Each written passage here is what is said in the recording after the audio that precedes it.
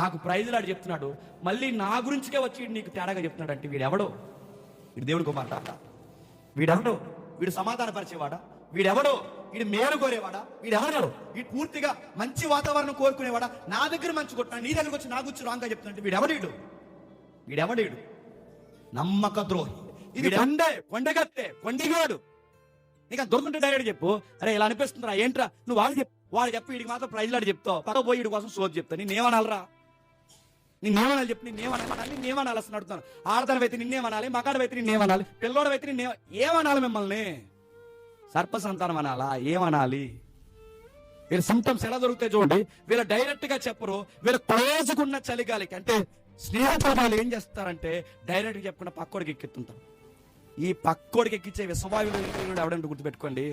ఆడొచ్చి నీకు చెప్పినప్పుడు వాడికి చెప్పు, ఆడికి దమ్ము ధైర్యము ఏదన్నా ఉంటే నాకు డైరెక్ట్ గా చెప్పను. నాకు చెప్పకుండా నీకు చెప్తున్నాడంటే నీకు అక్కడ అర్థం కావాలి, వాడు తేడాగాడు. నాకు ప్రైజులాడు చెప్తున్నాడు, మళ్ళీ నా గురించికే వచ్చి నీకు తేడాగా చెప్తున్నాడు అంటే వీడెవడో?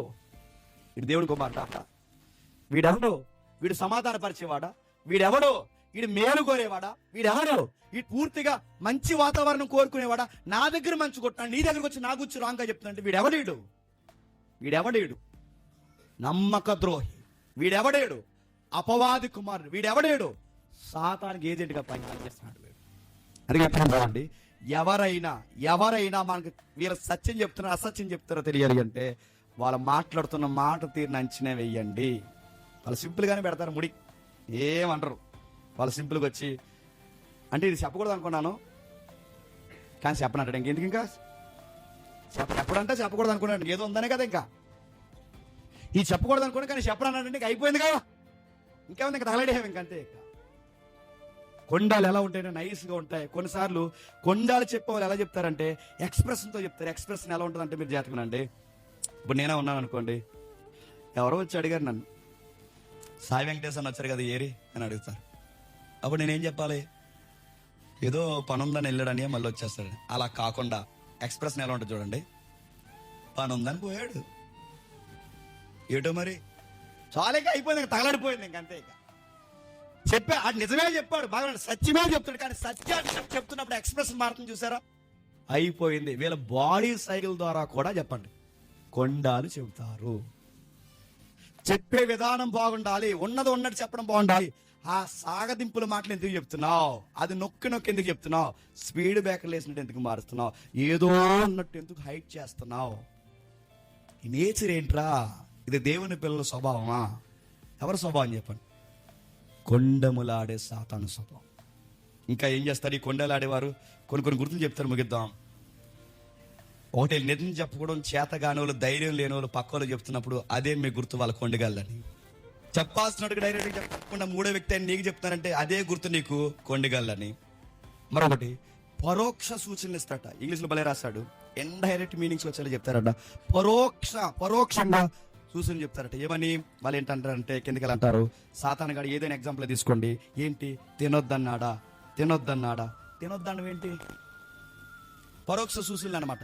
తినొద్దన్నాడా, అదే తింటే మంచిది కదా, ఎలా తినొద్దన్నాడు అనగానే ఇటాడు మనం తిట్టినట్టు కాదు, చెప్పను ఆడిని కొట్టినట్టే కాదు, కానీ డైరెక్ట్గా ఎలా చెప్తాడు చెప్పండి? ఇండైరెక్ట్గా తినొద్దన్నాడా, అదేంటి మంచిదే కదా, ఎందుకు తినొద్దన్నాడు అనగానే వీళ్ళకి ఎలా ఉంటుందండి? అవ్వమ్మకే అదే అర్థమవుతలేదు, ఎందుకు తినొద్దన్నాడు అంటే మొత్తం విని తినొద్దన్నాడు, అదేంటి మంచిదే కదా తినొద్దన్నాడు, అలా అంటాడు, అది అలా ఎలా తినొద్దన్నాడు, అంత తెలివి లేకుండా ఎలా చెప్పాడు అనగానే వీళ్ళందరికీ బాగా వినండి.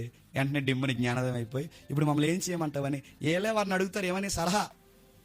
ఆవిడ వాళ్ళకి చెప్తాడు సలహా, తమ్ముడు ఇప్పుడు నువ్వేం చేయాలంటే నేను చెప్పింది ఏం చేయమని అంటే తినే ఇంకా ఆకే, ఇంకా తినే అవసరం అయితే కొన్ని జ్యూస్ చేసుకుని ఫ్రిడ్జ్లో కూడా పెట్టుకో, తినే అని చెప్పి ఆడ సలహాకి తినేశారు. కాపురం తలడిపోయింది.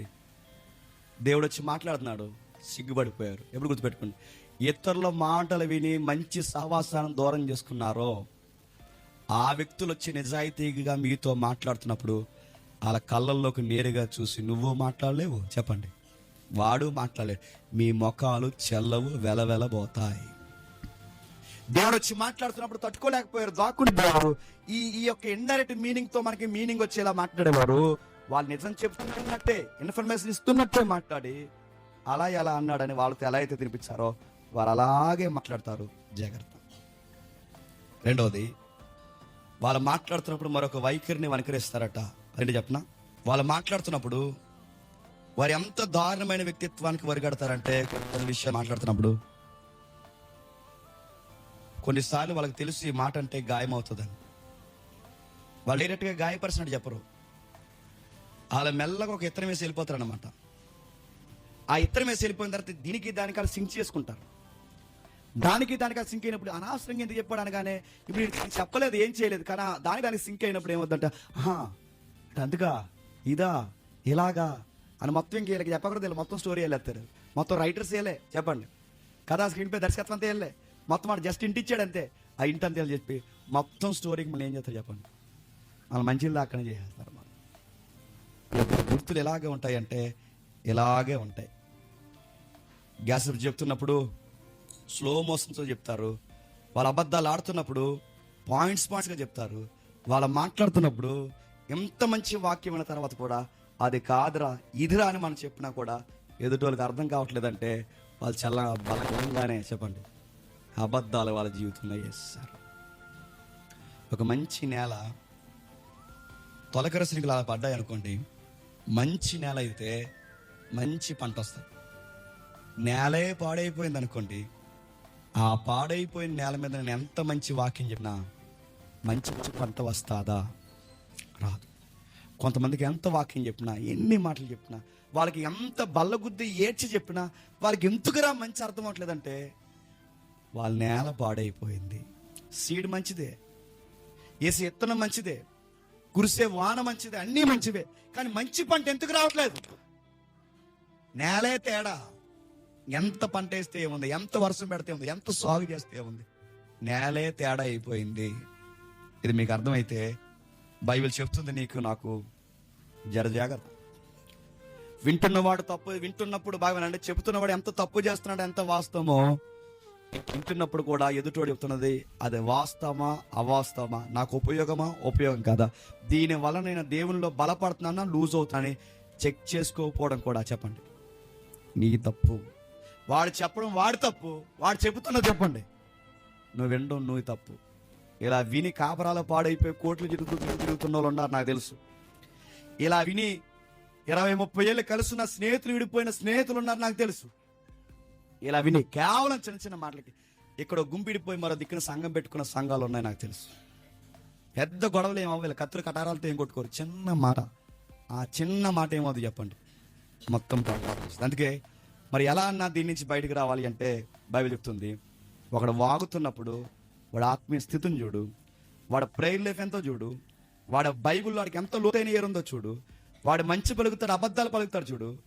ఆ మాట చివరిలో ఒక మాట మనం చెక్ చేసుకో, ఇది నాకు ఎలా చెప్తున్నాడు, అది వాళ్ళ ఇంట్లో వరకైతే ఇలా చెప్తాడా అని అది కూడా క్రాస్ చెక్ చేయాలి. వాళ్ళ ఇంట్లో వరకైతే వాడు అలా చెప్పలేనప్పుడు నాకెందుకు ఇలా చెప్తున్నాడు అంటే ఇది వాడి ఇల్లు కాదు గనక అని మాత్రం నువ్వు గెస్ చేసుకోకపోతే నేను చెప్తున్నాను, ఆడి మాటలో నువ్వు పాడైపోతావు, నువ్వు నాశనం అయిపోతావు. ఆడి మాత్రం ఐస్ క్రీమ్ తింటా కూర్చుంటాడు, ఆడు బాగుంటాడు, ఆడి పేరెంటాలకు వెళ్తాడు, ఊరు వెళ్తాడు, ఫంక్షన్కి వెళ్తాడు, ఆడు బాగా చక్కగా ఇస్త్రీ సొక్క తిరుగుతాడు, నువ్వే నీ ఆడు నువ్వు గొడేసుకుని సిరిగిపోయిన సొక్క నువ్వే తిరుగుతావు. జాగ్రత్త, నీ జీవితాలు జాగ్రత్త. లేవియాకాండం ముగించుకుందాం. లేవియాకాండం 19వ అధ్యాయం, లేవియాకాండం 19వ అధ్యాయం 16వ వచనం. లేవియాకాండం 19వ అధ్యాయం 16వ వచనం.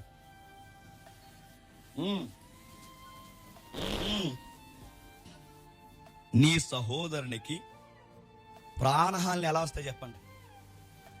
ఎంటెంటా తిరిగే కొండగాళ్ళు పోస్ట్ మ్యాన్లా తిరిగితే వస్తాయి. ఇలా పోస్ట్ మ్యాన్లా తిరిగేస్తారంట. వీళ్ళ పోస్ట్ మ్యాన్ వార్త ఏం చేస్తారు చెప్పండి? కొండ. వీళ్ళ పోస్ట్ మ్యాన్లా ఎంటెంటా తిరుగుతూ వాళ్ళు చేసే పనులు ఏంటంటే అలాగంట ఇలాగంట అని అడుగుతున్నాను. పక్కోడు భార్య కోసం అంత లూజుగా మాట్లాడుతున్నావంటే నీ భార్య కోసం ఎవడన్నా వచ్చి నీ దగ్గర చెప్తే నీ గుండె తట్టుకోగలదా? బుద్ధి ఉందా నీకు అసలు? ఆ ఆడపిల్ల మీద, ఆ చిన్న పిల్ల మీద, లేదా ఆ వయసు ఇంకా పెళ్లి కాని పిల్ల మీద, లేదా పెళ్ళైన ఆ చిన్నదాని మీద, లేదా ఆ పెళ్ళి 60 ఏళ్ళు ఉన్న ఆవిడ మీద నువ్వు ఇలాంటి నిందలు మోపుతున్నావు అంటే నీ భార్య మీద నింద మోపితే నువ్వు తట్టుకోగలవా? నువ్వు తట్టుకోలేవు. ఆవిడైనా చంపితే నువ్వేనా చేస్తావు? నువ్వు తట్టుకోలేవు. నీ భార్య ఎవరితోనో మాట్లాడుతుందిరా, మరి నీ భార్య ఎవరితోనో మాట్లాడుతూ దారిలో నేను చూశాను రా, వస్తూ వచ్చింది రోజులు లేటుగా, అరగంట లేటుగా వస్తుందిరా, ఎవరితోనో మాట్లాడుతున్నారు, నువ్వు తట్టుకోలేవా? కానీ ఆ సంసారంలో నిప్పులు పోస్తున్నావు అంటే నిన్నేమనాలి? నీ భార్య ఎవరితో మాట్లాడుతున్నట్టు నువ్వు తన్నుతో లేదా చంపడం లేదా నువ్వు చస్తావు. మరి అదే జరుగుద్దని నీ లైఫ్ లో జరుగుతుంది అన్నప్పుడు వాళ్ళు తన్నుకునో చంపుకుని ఎదురు జరిగితే చూస్తూ ఆనందిస్తావా? ఒక మాట అనేటప్పుడు గుర్తుపెట్టుకోండి, ఈ ఒక్క మాట ఎన్ని యాంగిల్లోకి పోతుంది, ఈ ఒక్క మాట ఎన్ని యాంగిల్లోకి తీసుకుంటారు, ఈ ఒక్క మాట నిలబడతాదా పడగొడతాదా, దీనివల్ల ఉపయోగం ఉందా లేదా, నేను దీన్ని చెప్పి సమాధాన పరుస్తున్నానా దూరపరుస్తున్నానా, ఇది దాచుకోవడం వల్ల మేలుందా చెప్పడం వల్ల మేలుందా చెక్ చేసుకో. ఇది నీకు రాకపోతే ఆ కొండ మీద ప్రసంగంలో అన్నాడు దేవుడు, సమాధానపరచువారే చెప్పండి దేవుని కుమారులు, వారు ధన్యులు. అలా దేవుని కుమారులు లిస్ట్. వాళ్ళు ధన్యులు అవుతారు. ఎప్పుడు ధన్యులు అవుతారు? పొరుగు వారి కాపురాల కోసం మంచిగా మాట్లాడినప్పుడు, పక్కిడి స్నేహాల కోసం మంచిగా మాట్లాడినప్పుడు, పొరుగు వారి కోసం మంచిగా మాట్లాడినప్పుడు ధన్యులు అవుతారు. నీ భర్త కోసం ఎవరైనా తప్పుగా చెబితే ఆ తప్పుగా చెప్పిన దాన్ని బట్టి నీ కాపురాన్ని పాడు చేసుకో. నీ భార్య కోసం ఎవరైనా తప్పుగా చెప్తే ఆ చెప్పే దానికోసం నువ్వు విని నీ భార్యను నీ జీవితాన్ని పాడు చేసుకో. నీ పొరుగు వాని యొక్క రహస్యాలు ఎవడని చెప్తే నీ పొరుగు వానితో స్నేహం పాడు చేసుకో. ఎందుకంటే నీకు ఏదైనా తెలిస్తే డైరెక్ట్గా తెలియాలి. నీ చెవులతో వినాలి, చెప్పండి, నీ కళ్ళతో చూడాలి, అప్పుడే నమ్ము. వేరొక వ్యక్తి వచ్చి ఎవడేది చెప్పినా దయచేసి నమ్మొద్దు. నీ చెవులతో నేరుగా వినాలి, నీ కళ్ళతో నేరుగా చూడాలి. మూడో వ్యక్తి వచ్చాడంటే ఖచ్చితంగా ఇన్ఫర్మేషన్లో చెప్పండి తేడా వస్తుంది. అది రైట్ ఇన్ఫర్మేషన్ కాదు, ఎంతో కొంత మారిపోద్ది. ఎంత చాలు మారిపోవడానికి, ఎంత చాలు. ఆడు చెప్పే ఎక్స్ప్రెషన్ మారినా చాలు, చెప్పే విధానం మారిపోయినా చాలు, వాడు పూర్తిగా ఏది చెప్పకుండా కొంతమంది మరుగు చేసినా చాలు. పాడైపోయినట్టే కాపురాలన్నీ, స్నేహాలన్నీ, కుటుంబాలన్నీ, ఏవైతే ఉన్నాయో సంఘాలన్నీ పాడైపోయి. అందుకే ఎప్పుడు ఎదుటోడు చెప్పేది వినకండి, డైరెక్ట్గా చూడాలి, డైరెక్ట్గా వినండి. ఒకవేళ వినాలనిపిస్తే వాడు ఆత్మీయంగా ఎంత బాగున్నాడో నీకు కాస్తంత అనుభవం ఉండాలి ఆ వ్యక్తితో. వాడు కొన్నిసార్లు ఎలా ప్రవర్తిస్తాడో నీకు అనుభవం ఉండాలి. వాడు కొన్ని విషయాలు ఎలా మలుస్తాడో నీకు తెలియాలి. అప్పుడు వీడి మాట వినాలా వద్దా మనకు అర్థం కాదు. నాకు కొన్నిసార్లు కొందరు వ్యక్తులు చెప్తారు, నాకు కూడా ఉన్నప్పుడు పలానావిడ ఎలా అన్నది, పలానా వ్యక్తి ఎలా అన్నాడంటే నేను రివర్స్ చెప్తానని చెప్పిన ఆడి కాదు, కానీ ఆపోజిట్గా ఉన్న వ్యక్తి మాత్రం నాకు తెలుసురా, వీడు ఎలా అన్నాడంటే ఆడి యొక్క యాంగిల్ ఇదై ఉంటుంది అని ఖచ్చితంగా నేను చెప్తాను. అంటారు. నేను ఎప్పుడైతే దాన్ని రివర్స్ చెప్తున్నాను చెప్పడం ఆగిపోతారు.